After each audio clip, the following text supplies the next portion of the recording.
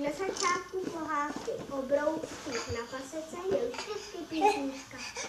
Ta nám napoví, o čem pohádka asi bude.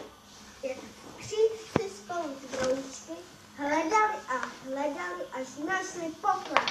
Co se to tam dole blízká, háží to naša voda, jestli chcete pojďte s námi, budeme se na to blízká.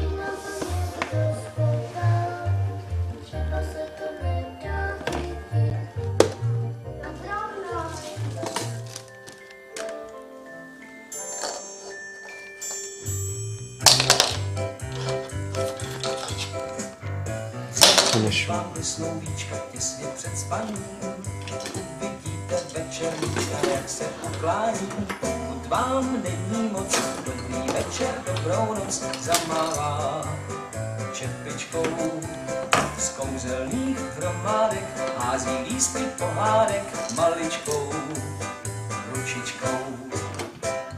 Nežli brouček složí krok, aniž řekl s ním, z televizní obrazovky krokem runcajzím, loupežník vykročí, s každým pádem zatočí, manku má, co patou. Zahvízdá, zapíská, vždycky najde cipíska, bradu má pousatou.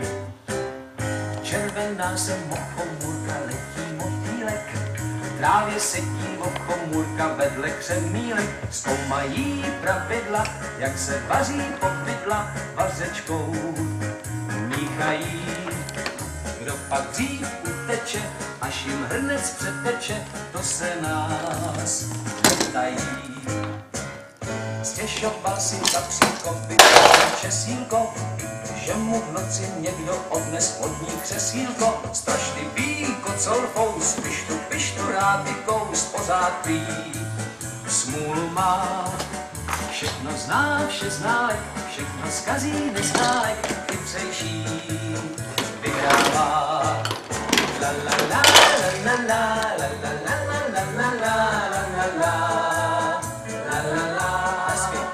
La la la la la la la la la la la la la la la la la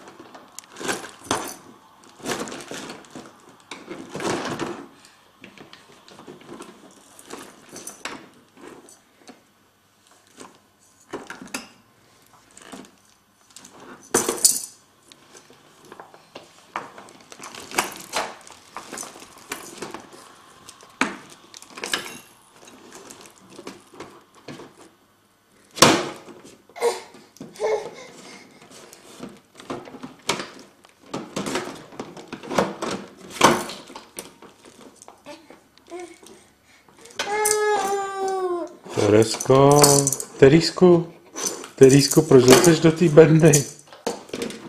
Teresku, opatrně. A když tak ručičky před sebe, jo?